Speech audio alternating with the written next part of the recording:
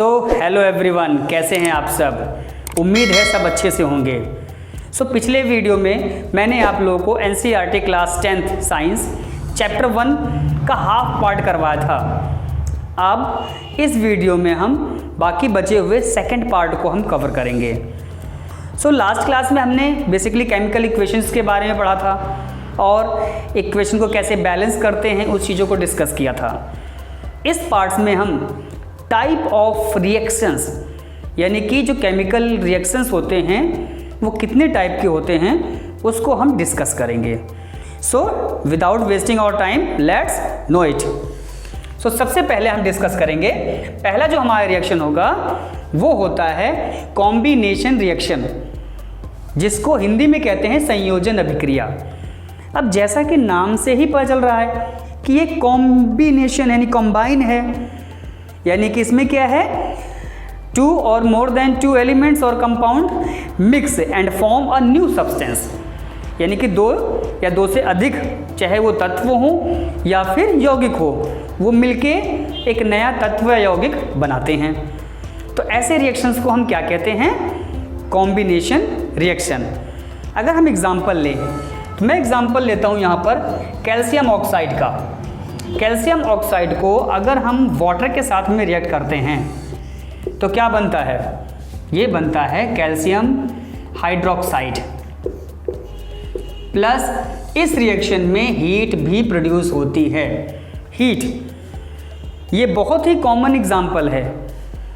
अगर याद हो, कभी सुना हो, अपने आप घर में किसी से पूछना, तो पहले जब हम कभी घर में वाइट वॉश करवाते थे यानी कि सफ़ेदी करवाते थे तो सफ़ेदी वाला एक दिन पहले आके चूने को बड़े से ड्रम में भिगो के जाता था, और जब चूने में पानी को डालते थे तो बहुत ज़्यादा वो हीट प्रोड्यूस करता था, और इसीलिए वो एक दिन पहले करते थे ताकि नेक्स्ट डे जब वो पुताई करें, वाइट वॉश करें, तो उनको वो हीट जो है वो ना मिले उस सॉल्यूशन में।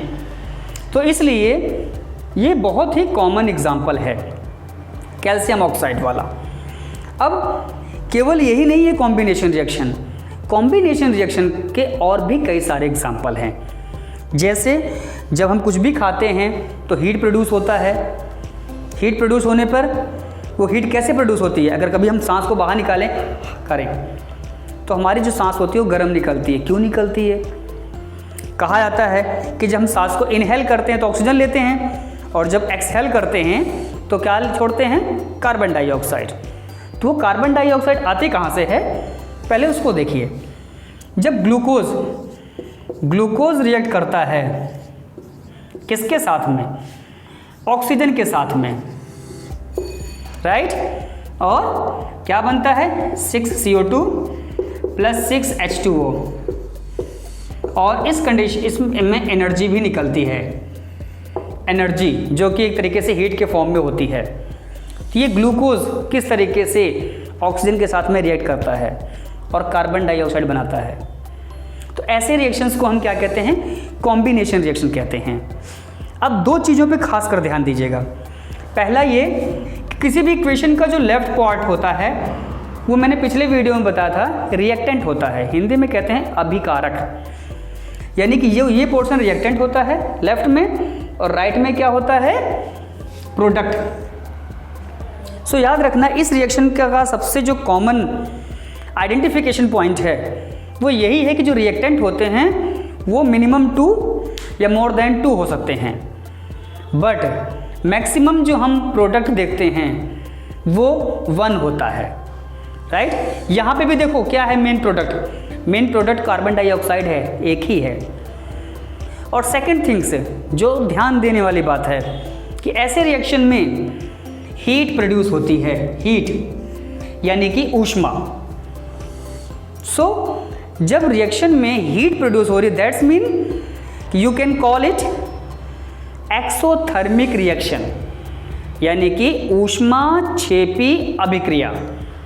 यानी कि ऐसे रिएक्शंस, ध्यान रखना इस बात को, ऐसे रिएक्शंस जिसमें हीट प्रोड्यूस होती है उनको हम एक्सोथर्मिक रिएक्शन कहते हैं।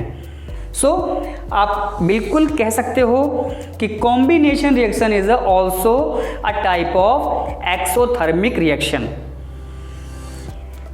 यहीं पे एक एग्जांपल हम और लेते हैं मीथेन का। हम सभी मीथेन के बारे में जानते होंगे। जब मीथेन को बर्न करते हैं, ये बेसिकली क्या होता है, नेचुरल गैस होती है। तो नेचुरल गैस यूज़ करते हैं, उसका मेन जो पार्ट होता है, मेन जो उसका कांस्टेंट होता है, वो क्या होता है, मीथेन होता है। मीथेन को अगर जब हम रिएक्ट करवाते हैं ऑक्सीजन के साथ में विक्रिया करता है, तो ये भी कार्बन डाइऑक्साइड ही बनाता है, राइट। जब हम इसको रिएक्ट करेंगे तो कार्बन डाइऑक्साइड ही बनाता है और उसके साथ में वाटर अलग होता है, सेपरेट, और प्लस हीट निकलती ही निकलती है, ध्यान रखना। और हाँ, अब आपके लिए एक होमवर्क है इस पॉइंट में, क्या ये इक्वेशन बैलेंस है या नहीं है। अगर है तो कैसे है, और नहीं है तो क्या कमी है, आप इसको कमेंट्स में जो है ज़रूर बताना मुझे। और इसके साथ साथ में अगर आपको मेरा पढ़ाया हुआ समझ में आ रहा है, वीडियो अच्छा लग रहा है, तो लाइक और शेयर ज़रूर करना और चैनल को सब्सक्राइब ज़रूर करना, जिससे कि आपको आने वाले वीडियो मिलते रहें। लेकिन कब, जब वो नोटिफिकेशन की बेल बजाएंगे तब। ये कॉम्बिनेशन रिएक्शन हुआ। ये हमारे आसपास में और भी बहुत सारे होते हैं, आप एग्जाम्पल के तौर पे ले सकते हो। जब हम किसी भी बायोडिग्रेडेबल मटेरियल को डिकम्पोज करते हैं तो वो भी हीट प्रोड्यूस करते हैं, और वो भी हीट एक एग्जाम्पल क्या होता है, एक्सोथर्मिक। दैट्स मीन कि कॉम्बिनेशन रिएक्शन का ही पार्ट होता है। आप इन एग्जाम्पल्स को स्क्रीनशॉट के तौर पे ले सकते हो। Then now we discuss second type of reaction, जिसका नाम है decomposition reaction. So now we move on next type of reaction which is known as a decomposition reaction, जो कि अभी हमने जो इससे पहले कॉम्बिनेशन रिएक्शन किया है उसका इन्वर्स होता है, यानी कि उल्टा होता है। कॉम्बिनेशन में क्या कहा, कंबाइन होता है, और डीकम्पोजिशन में वही कंबाइन हुए सेपरेट होते हैं। यानी कि इसमें जो कंपाउंड होता है वो 2 और मोर देन 2 एलिमेंट्स या कंपाउंड में डिवाइड होता है। कैसे, इसका हम सबसे अच्छा एग्जांपल लेंगे FeSO4 से। 2FeSO4 को हम क्या करेंगे, जब हम डिकम्पोज करेंगे तो किस में कन्वर्ट होगा, वो कन्वर्ट होगा Fe3O2 plus SO2 plus SO3, यानी कि फेरिक सल्फेट जो होगा वो फेरिक ऑक्साइड, सल्फाइड और सल्फेट और सल्फाइड में कन्वर्ट होता है। तो इसलिए क्या हुआ, देखो ये डिकम्पोज हुआ। अब इस रिएक्शन को पहचानने का मैं आपको एक तरीका और बताता हूँ। इसमें जो लेफ्ट में जो रिएक्टेंट होगा वो सिंगल कंपाउंड होता है। यहाँ पे रिएक्टेंट देखेंगे आप तो सिंगल ही है, ये किसी और के साथ में रिएक्ट नहीं कर रहा है। और राइट साइड में जहाँ पे हमारा प्रोडक्ट बनता है उसमें वो कई पार्टों में डिवाइडेड होगा। और इक्वेशन भी अगर हम मैच करते हैं तो सेम ये कॉम्बिनेशन का उल्टा होता है। तो ये मैंने बताया, हालांकि जब हम इक्वेशन को देखें और इक्वेशन को देख के पहचान जाएं किसमें कॉम्बिनेशन रिएक्शन है या डीकम्पोजिशन, तो हम इसके थ्रू आसानी से पता लगा सकते हैं। ठीक, अब इसमें क्या रह गया, अब इसमें सबसे इम्पोर्टेंट बात है कि जब हम डिकम्पोज करते हैं तो डिकम्पोज करते समय इसको हम हीट देते हैं। याद रखना, ये इसमें क्या है, हीट देते हैं, तभी जाके ये डिकम्पोजिशन पॉसिबल होता है। कॉम्बिनेशन में हमने क्या पढ़ा कि उसमें हीट प्रोड्यूस होती है और इसमें हीट देना पड़ता है, इसीलिए हम इसको एंडोथर्मिक रिएक्शन भी कहते हैं।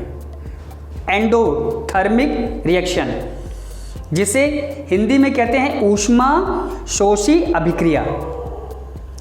उससे पहले वाले में हमने क्या कहा था, एक्सोथर्मिक। एक्सो वर्ड है, इसका मतलब होता है उसमें हीट रिलीज हो रही है, और एंडो का मतलब हो गया कि हम उसमें हीट दे रहे हैं। तो इस तरीके से इस रिएक्शन को हम एंडोथर्मिक रिएक्शन भी कहते हैं। वहीं पे अगर हम कुछ और रिएक्शन की बात करते हैं तो कैल्शियम कार्बोनेट का भी एग्जाम्पल ले सकते हैं, CaCO3। जब इसको हम हीट करते हैं तो ये CO2 प्लस कैल्शियम ऑक्साइड में कन्वर्ट हो जाता है। ठीक, ये भी एक इसका आपका एग्जाम्पल है डिकम्पोजिशन रिएक्शन का, क्योंकि सिंपल सा इसमें भी कैल्शियम कार्बोनेट जो है वो कार्बन डाइऑक्साइड और कैल्शियम ऑक्साइड में कन्वर्ट होता है। तो this is also example of endothermic reaction, यानी कि डिकम्पोजिशन रिएक्शन। तो इसमें दो चीज़ें जरूर याद रखिएगा। पहला कि इसमें कंपाउंड जो है आपका वो डिकम्पोज होता है, यानी कि डिवाइड होता है, और दूसरा इसमें हीट हमें देनी पड़ती है। तो अगर हम ये दोनों पॉइंटों को याद रखेंगे तो इस डिकम्पोजिशन रिएक्शन को हम कभी नहीं भूलेंगे। हाँ, सो हम एक एग्जाम्पल और लेंगे जो बहुत इंपॉर्टेंट एग्जाम्पल है सिल्वर क्लोराइड का, AgCl, जिसको अगर हम ये डिकम्पोज होता है तो सिल्वर और क्लोराइड बनाता है। ये इसको बैलेंस कर दिया हमने। कैसे करता है, मैं इसे इंपॉर्टेंट क्यों कह रहा हूँ, ध्यान से सुनना, क्योंकि ये सनलाइट से रिएक्ट होता है, सनलाइट। और ये कई बार क्वेश्चंस जो है पूछा भी जाता है, बोर्ड के एग्जाम में भी पूछते हैं कि why should we put silver chloride in colour bottles. हम उसको कलर या रंगीन बोतलों में क्यों रखते हैं? क्योंकि वो सनलाइट से रिएक्ट करता है, सनलाइट से वो रिएक्ट करता है तो डिकम्पोज हो जाता है, और डिकम्पोज होके सिल्वर और क्लोराइड बनाता है। अब इसका यूज़ कहाँ होता है? इसका यूज़ होता है ब्लैक एंड वाइट फोटोग्राफी में। तो ये एक तरीके से फोटोग्राफी में भी इसका यूज़ किया जाता है, इसलिए मैंने इंपॉर्टेंट कहा इसको। तो इसको ज़रूर ध्यान रखना। वहीं पे अगर हम इसको सिल्वर ब्रोमाइड की भी बात करें, 2AgBr, ये भी डिकम्पोज होके सिल्वर 2Ag और प्लस Br2 ब्रोमाइड में भी ये भी कन्वर्ट हो जाता है। तो it is also example of decomposition. और ये ध्यान रखना कि ये दोनों जो है वो सनलाइट में रिएक्ट करते हैं या फिर डिकम्पोज होते हैं, इस बात को ध्यान रखना। और इसमें फोटोप्लेटिक, फोटो यानी कि ब्लैक एंड वाइट, फोटो में भी इसका यूज़ किया जाता है। तो कई बार क्वेश्चन भी कुछ चेंज तरीके से पूछते हैं कि फोटोग्राफिक या फोटोप्लेटिक रिएक्शन का आपको एक एग्जांपल दीजिए, ठीक है। और मैक्सिमम क्वेश्चन जो होते हैं वो यही होते हैं कि why should we put silver chloride in colourful बोतल। तो आई होप ये क्लियर हुआ, राइट। अब हम मूव करते हैं नेक्स्ट टॉपिक पे, यानी कि next type of reaction, third one, which is a displacement reaction. So third reaction displacement reaction, इसको हिंदी में कहते हैं विस्थापन अभिक्रिया। तो जैसा कि नाम से ही पता चल रहा है कि इसमें डिस्प्लेसमेंट होता है।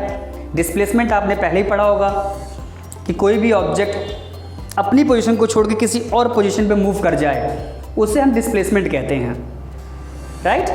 तो सेम वही चीज़ हम यहाँ पर भी अप्लाई करेंगे, यानी कि यहाँ पे कुछ ना कुछ तो है कि जो कि डिस्प्लेस होता है, यानी कि वो अपनी पोजीशन को चेंज करता है।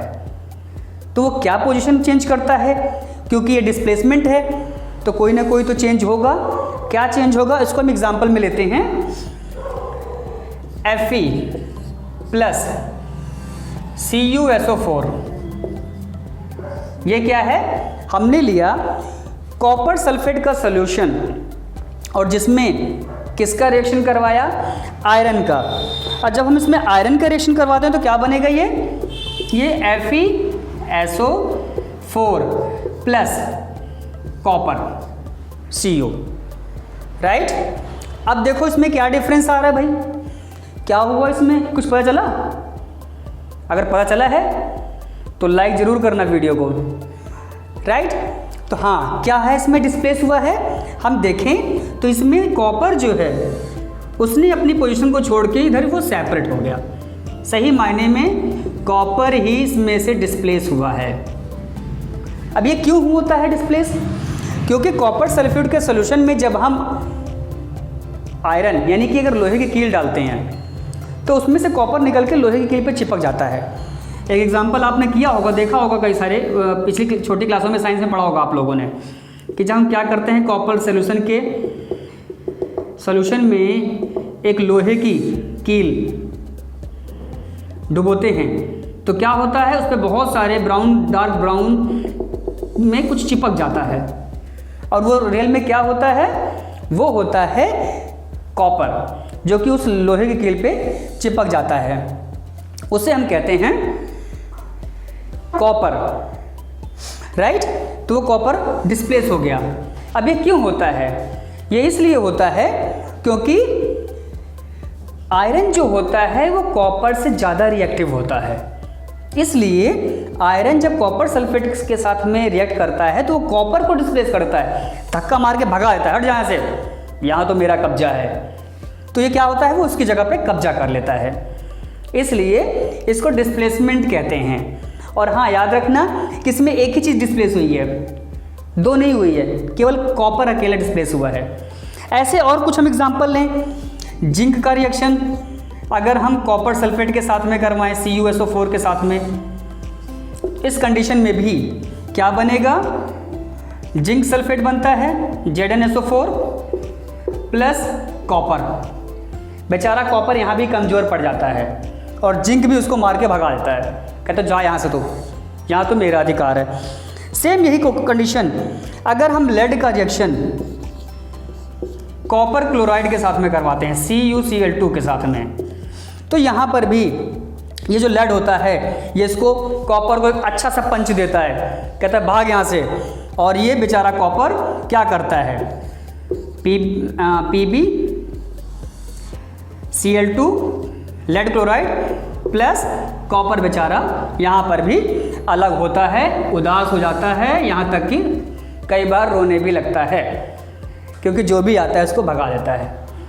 तो ऐसे रिएक्शंस को हम बेसिकली डिस्प्लेसमेंट रिएक्शन कहते हैं। इसका यूज़ भी कई जगहों पे होता है। सम टाइम जहाँ पे कॉपर की प्लेटिंग करनी होती है किसी मेटल पर, तो वहाँ पर इस रिएक्शन को यूज़ किया जाता है जिससे कि वो ईजिली उस पर कॉपर की परत चढ़ा सकें, राइट। तो ये हुआ displacement reaction. Now we move on next, number 4 reaction, double displacement. So now we move on 4th reaction, double displacement reaction, यानी कि द्विविस्थापन अभिक्रिया। अब इससे पहले हमने केवल डिस्प्लेसमेंट पढ़ा था, वो डिस्प्लेसमेंट यानी कि जिसमें केवल एक ही एलिमेंट्स डिस्प्लेस हुआ, उसी को बेचारे ने सबको भगाया, मतलब सबको उसी को भगाया, सब ने मिलके। लेकिन यहाँ पे क्या है, यहाँ पे सब एक दूसरे को भगाते हैं। कैसे भगाते हैं, हम उसको एक एग्जाम्पल के थ्रू समझते हैं। हम यहाँ पर लेते हैं sodium sulphate Na2SO4 plus barium chloride BaCl2, right. जब इसको रिएक्ट करवाते हैं तो क्या बनता है, sodium chloride NaCl plus barium sulphate BaSO4, right. ये बन जाता है। इसको हम बैलेंस कर दें थोड़ा भाई, ये हो गया और हाँ ठीक है। तो इस तरीके से ये रिएक्शन होता है। अब देखते हैं कि यहाँ पे आकर डबल डिस्प्लेसमेंट कहाँ हुआ। तो सोडियम जो होता है वो क्लोराइड के साथ में डिस्प्लेस होता है। आप देखो क्या करता है, ये सल्फेट को डिस्प्लेस करता है और क्लोराइड के साथ में रिएक्ट हो जाता है। ऐसे ही बेरियम जो है वो सल्फेट यानी कि क्लोराइड को मूव कर देता है और सल्फेट को अटैच कर लेता है। इसीलिए सोडियम क्लोराइड जो कि एक बेसिक सॉल्ट होता है, क्या आप लोग जानते हो इसका यूज़ कहाँ पर होता है सोडियम क्लोराइड का? अगर आपको पता है तो कमेंट्स में ज़रूर इसका आंसर देना कि इसका यूज़ कहाँ पर होता है, राइट। सो सोडियम क्लोराइड के साथ में मिलके सोडियम क्लोराइड बनाता है और बेरियम जो है वो सल्फेट के साथ में मिलके बेरियम सल्फेट बनाता है। अब यहाँ पे हुए ना दो डिस्प्लेसमेंट, दो चीज़ें डिस्प्लेस होती हैं, इसीलिए इसको हम डबल डिस्प्लेसमेंट कहते हैं। हाँ, we can take one more example. Sodium chloride को ही लेते हैं, NaCl प्लस, इसको रिएक्ट करवाते हैं हम सिल्वर नाइट्रेट से, AgNO3। देन ये क्या बनाएगा, ये बनाता है सिल्वर क्लोराइड, AgCl प्लस क्या बचेगा, सोडियम नाइट्रेट, NaNO3। याद रखना बच्चों, आपको इनके जो भी एलिमेंट्स हैं या कंपाउंड हैं उनके भाई सिंबल्स, यानी कि ये जो हम कह सकते हैं इनके जो फॉर्मूले होते हैं या इनके जो सिंबल होते हैं वो आपको ज़रूर लर्न करना पड़ेगा। जब तक आप वो लर्न नहीं करोगे तब तक आप इन इक्वेशन को नहीं समझोगे। इसमें कोई ख़ास नहीं है, अगर आपको इनके सिंबल्स मालूम हैं you can easily form a perfect equation. याद रखना, बिल्कुल सही इक्वेशन बनेगा तब। और केमिस्ट्री में अगर इक्वेशन में मिस्टेक है तो दैट्स मीन कि आपने सारा कुछ गड़बड़ कर दिया, इसलिए इक्वेशन को जरूर करना। यहाँ पे देखेंगे सोडियम किसके साथ में डिस्प्लेस हो गया, नाइट्रेट के साथ में क्या बनाया इसने, सोडियम नाइट्रेट, और सिल्वर किसके साथ में डिस्प्लेस हो गया, क्लोराइड के साथ में, और क्या बनाता है, सिल्वर क्लोराइड। तो ये हो गया आपका एक डिस्प्लेसमेंट रिएक्शन का एग्जाम्पल। आई होप कि आपको अच्छे से समझ में आया होगा।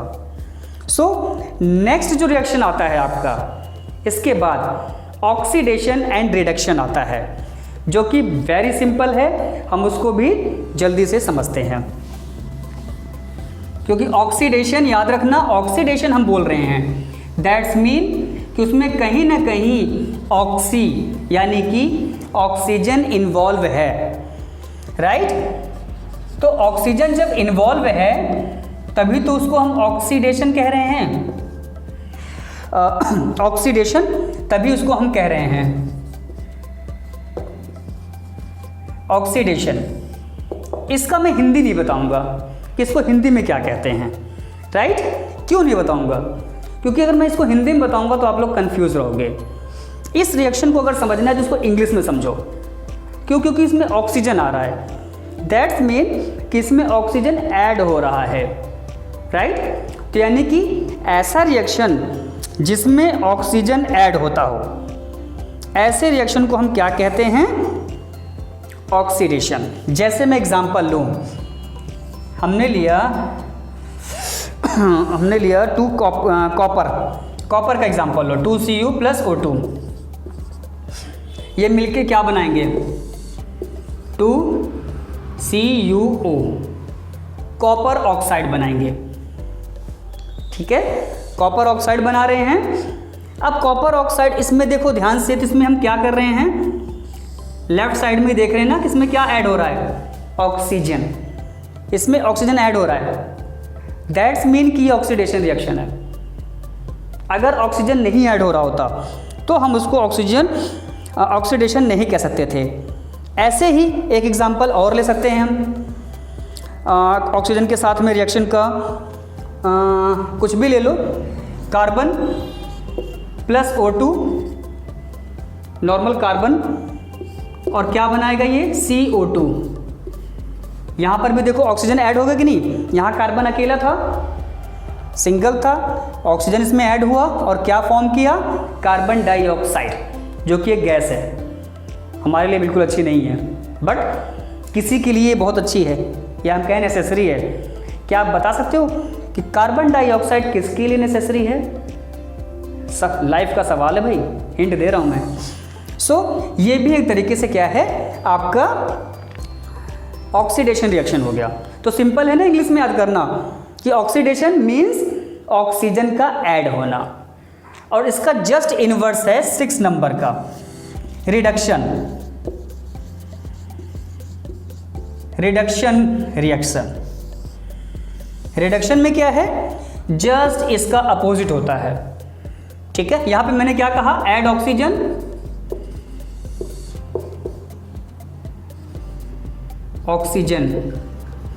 ये हिंट ले सकते हो इसमें क्या होगा, रिड्यूस रिड्यूस या रिमूव कर लिख सकते हो आप, remove oxygen,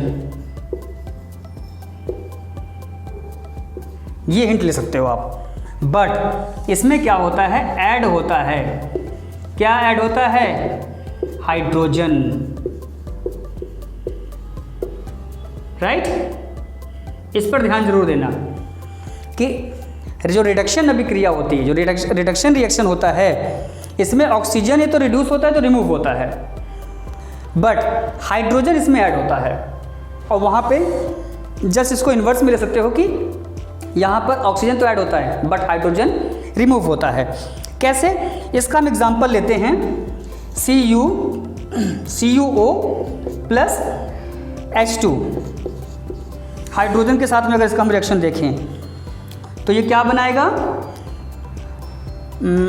Cu plus H2O, copper साथ में मिलके क्या बनाता है, वाटर। यानी कि कॉपर ऑक्साइड जब हम हाइड्रोजन के साथ में रिएक्ट करते हैं तो क्या होता है, इसमें कॉपर प्लस हाइड्रोजन बनाता है। अब देखो यहाँ पे ऐड क्या हुआ है, देखो इसमें हाइड्रोजन ऐड हुआ है, रिमूव क्या हुआ है, अलग क्या हुआ इसमें से, ऑक्सीजन। अभी यही था रिएक्शन हमने लिया था ना यहाँ पर, ये ऊपर। अब इसमें देखो यहाँ पे क्या है, ऑक्सीजन ऐड हुआ तो कॉपर ऑक्साइड बन गया, लेकिन यहीं पे कॉपर में से ऑक्सीजन अलग हो गया, तो ये हुआ ना रिडक्शन, यानी कि इसमें से हाइड्रोजन रिमूव हुआ।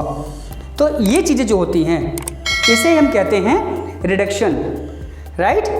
Now we move on next, यानी कि हालांकि नेक्स्ट जो रिएक्शन है वो रिएक्शन अभी कोई आपके बुक में भी नहीं मिलेगा, बस उसके लिए थोड़ी सी इन्फॉर्मेशन दी हुई है, बट छोटी सी इन्फॉर्मेशन है, काफ़ी इम्पॉर्टेंट है। कैसे इम्पॉर्टेंट है, नंबर 7 पे आएगा आपका redox, redox reaction, redox reaction. अब ये रिएक्शन कैसा होता है, ये रिएक्शन सही मायने में ऑक्सीडेशन प्लस रिडक्शन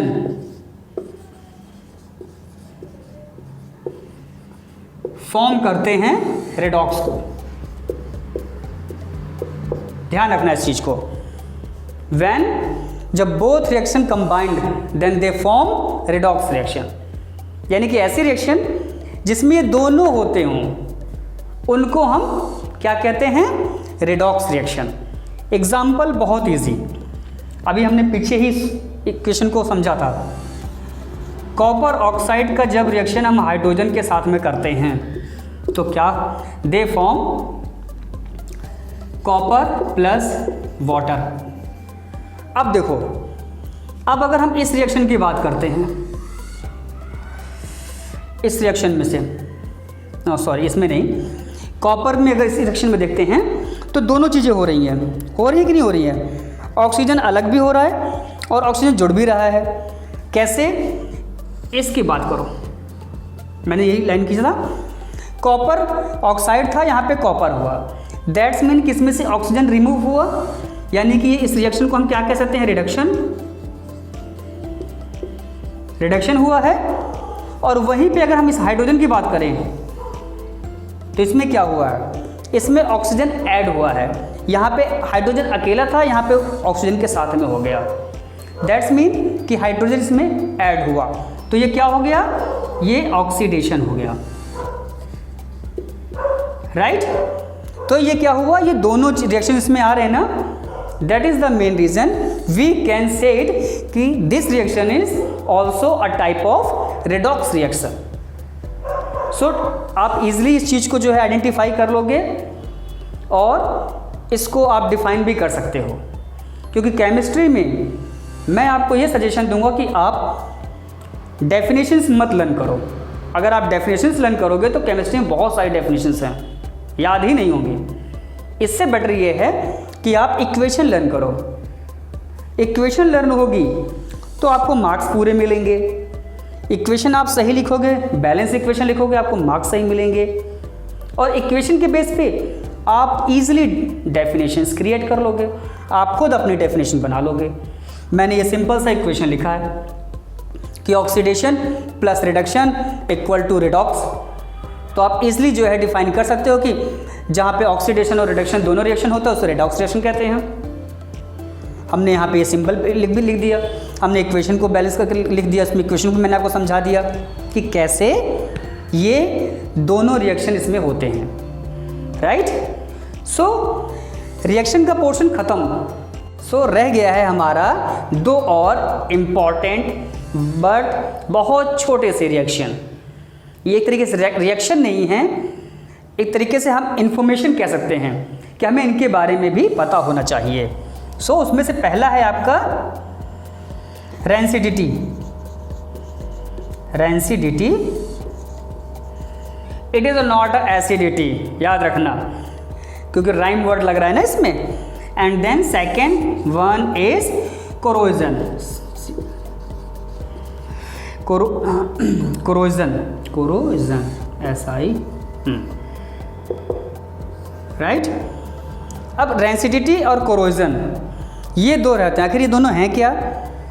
मैं इसको एग्जांपल के थ्रू समझाता हूँ। रेंसिडिटी क्या होती है? कई बार हम अपने घरों में कुछ भी खाने पीने की चीज़ों को रखते हैं तो रखे रखे ख़राब हो जाती है, यानी कि उसकी स्मेल में और टेस्ट में चेंज आ जाता है। किस चीज़ में? स्मेल में और टेस्ट में चेंज आ जाता है।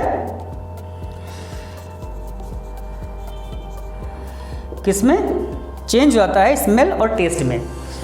इसे हम रेंसिडिटी कहते हैं। और इस चीज़ से बचाने के लिए बहुत सारे प्रिकॉशंस लिए जाते हैं, प्रिजर्वेटिव्स यूज़ किए जाते हैं।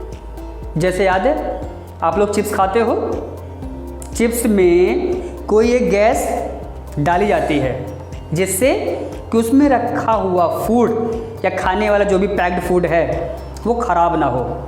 मैं उसका नाम नहीं बताऊंगा, आप लोग उसका नाम कमेंट्स में बताना कि वो कौन सी गैस है, राइट। वो किस लिए की जाती है? वो इसी रिएक्शन को रोकने के लिए, रेंसिडिटी को रोकने के लिए, क्योंकि वो मैक्सिमम क्या होता है? ख़राब हो जाती है। कैसे? उसके स्मेल में चेंज होना, टेस्ट में चेंज होना, उसको हम रेंसिडिटी कहते हैं। तो this is also a reaction, क्योंकि वो किस रिएक्शन के थ्रू ही तो वो चेंज हो रहा है। वहीं अगर if now we talk to about the corrosion. So corrosion क्या है? कोरोजन को हम सिंपल लैंग्वेज में समझें तो जंग लगना कहते हैं। जैसे मेटल्स होती हैं, मेटल ऑक्सीजन के साथ में या वाटर के साथ में रिएक्ट करके क्या बनाती हैं? They are oxide. तो वो क्या है? वो भी एक तरीके से कोरोजन होता है। इसमें क्या होता है? फॉर्म करते हैं। क्या क्या फॉर्म होता है? ऑक्साइड्स, ऑक्साइड्स बनाते हैं। और इससे प्रिकॉशंस के लिए क्या करते हैं भाई? कोरोजन से बचाने के लिए हम मेटल्स के ऊपर क्या करते हैं? हम मेटल के ऊपर पेंटिंग वगैरह करते हैं, प्लेटिंग भी करते हैं। क्या क्या करते हैं? एक तो हम पेंटिंग करते हैं, राइट, ऑयलिंग करते हैं और प्लेटिंग करते हैं। इन चीज़ों को हम अप्लाई करते हैं जिससे कि कोरोजन ना हो, राइट। तो ये चीज़ें क्या है? ये बिल्कुल शॉर्ट फॉर्म में मैंने आपको रेंसिडिटी और कोरोजन के बारे में बताया। और यहीं पर ये जो हमारा फर्स्ट चैप्टर है साइंस का, केमिकल रिएक्शन एंड इक्वेशन, ये ख़त्म होता है। और मुझे उम्मीद है कि आपको ये सारे पॉइंट्स क्लियर हुए होंगे। इवन मैं कहूँगा आप स्क्रीनशॉट ज़रूर ले लेना जहाँ पर भी आपको ठीक लगे, ताकि लर्न करने के लिए आपको ईजी रहे। मैंने पूरी कोशिश की है कि मैं आपको बिल्कुल ईजीएस्ट फॉर्म में समझाऊँ। और अगर मेरा समझाया हुआ आपको समझ में आया तो वीडियो को लाइक करना, शेयर करना। और पहली बार अगर मेरे इस वीडियो को आप देख रहे हो तो सब्सक्राइब ज़रूर करना, जिससे कि फ्यूचर में आने वाले हमारे वीडियो को आप देख सको। लेकिन कब? जब नोटिफिकेशन वाली बेल बजाओगे तब। Thank you so much.